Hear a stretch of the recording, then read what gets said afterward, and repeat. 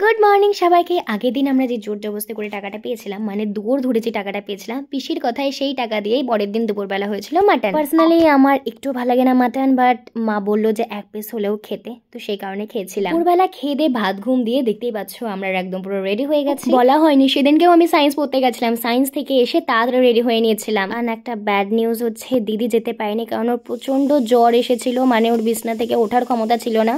But আমাদের bye bye দেওয়ার জন্য কষ্ট করে বিছনা থেকে উঠেছি। গাড়ি আমাদের পাড়ার মন্দিরের সামনে দাঁড়িয়ে ছিল, তাড়াতাড়ি উঠে আমরা আমাদের যাত্রা শুরু করে দিয়েছি। দেখতেই পাচ্ছ পেছনে বসেছিল দাদা, পিসি আর মা। তার পেছনে বসেছিল বাবা পিসি মশাই, সামনে বসেছিলাম আমি।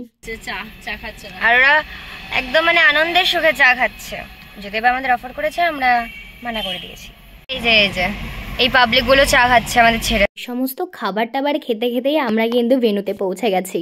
আর কত সুন্দর করে ডেকোরেট করা হয়েছিল দেখো ভেনুটা। আগে আমরা দৌড়ে গিয়ে মানিপিসির কাছে গেছিলাম। দেখো পিসা আর মানিপিসিকে কত ভালো লাগছে, আর তার মধ্যে মানিপিসি একটু ইমোশনাল হয়ে গেছিল সবাইকে দেখে। পাশে কিন্তু একটা সিঙ্গার খুব সুন্দর গান গাইছিল, আর সবাই তো মানে নাচছিল গানেতে। অবভিয়াসলি গান শুনলেই নাচতে ইচ্ছে করে। আর সামনে একটা বড় স্ক্রিনে পিসির ছবিগুলো দেওয়া হচ্ছিল। শুধুমাত্র পিসির ছবিই নয়, পিসার ছবিও কিন্তু দেওয়া হচ্ছিল। এখানে অনেক কিছু ছিল, দেখতে পাচ্ছ এখানে মকটেল ছিল, প্লাস ককটেলও ছিল। আমি একটুখানি মকটেলটা ট্রাই করেছি, কিন্তু আমার ভালো লাগেনি ওই ফ্লেভারটা। আইসক্রিম ছিল, দই বড়া ছিল, পাপড়ি চাট ছিল। তো আমি এখন ট্রাই করছি পাপড়ি চাট। অ্যাকচুয়ালি পিসি যেটাই নিচ্ছে আমি পিসির হাত থেকে সেটা কেড়ে নিচ্ছি, আর বলছি যে আমি একটু ট্রাই করবো। আর পিসি বলছে যে হ্যাঁ হ্যাঁ তোমার জন্যই তো, তুমি ট্রাই করতেই পারো।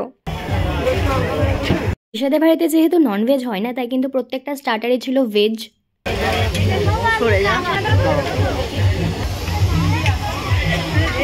জাস্ট আমার মুখটা দেখো, পুরো ঘেমে গেছিলাম। বাট এসব গরম গরম আমরা পাত্তা দিই না, আমরা তো মানে খেয়েই যাচ্ছিলাম।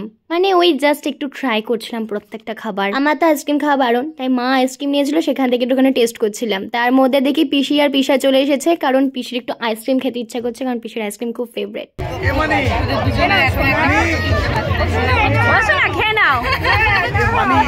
দেখতেই পাচ্ছ এখানে কিন্তু পিসিদের ওয়েডিং স্পেশাল কেক চলে এসেছে, যেটা ওরা এখন কাট করবে। আর দেখতে কিন্তু ভীষণ সুন্দর ছিল কেকটা।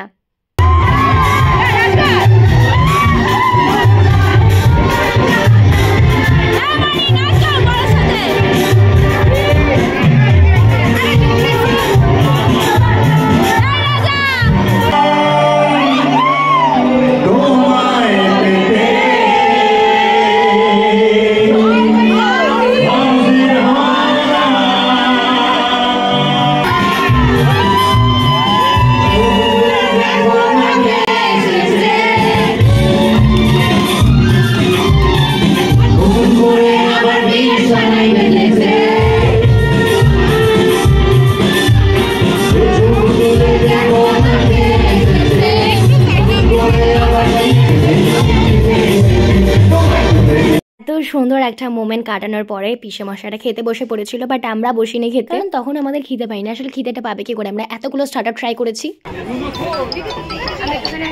খা দেখা পুরো খা।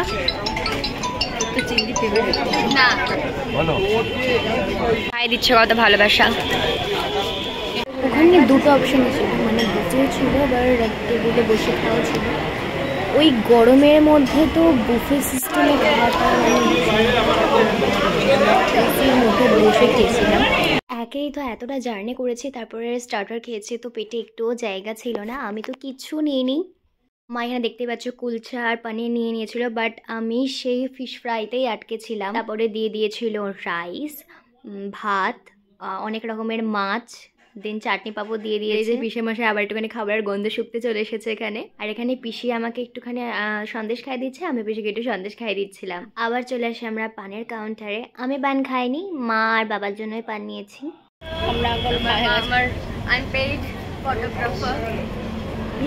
আমাদের খাওয়া দাওয়া কমপ্লিট। অন্ধকার বিশাল এখানে। ব্যারাকপুর তাই তো না? হ্যাঁ ব্যারাকপুর একটু ছাড়ি, অনেকটাই ছাড়ি ব্যারাকপুর।